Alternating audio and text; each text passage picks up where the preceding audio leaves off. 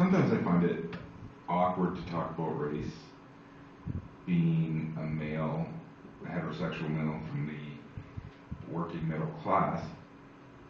I haven't really been subject to much discrimination because I've come from a position of privilege, I suppose, in terms of race, which is quite sad when you think about it.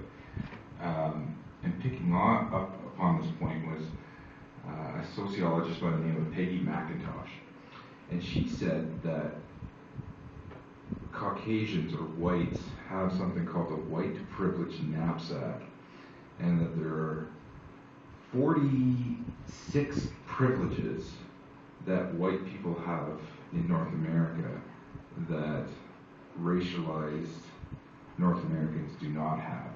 And here are just a few examples, and this is a book that she wrote in 1988 called White Privilege, Unpacking the Invisible Knapsack. So she said white people can say the following. 1, I can, if I wish, arrange to be in the company of people of my race most of the time.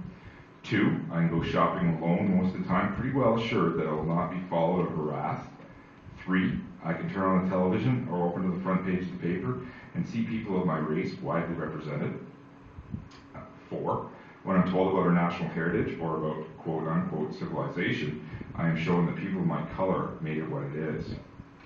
5, I'm never asked to speak for all the people of my racial group.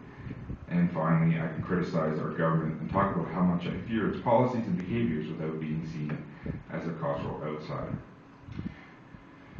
So that's the white privilege knapsack that Peggy McIntosh talks about.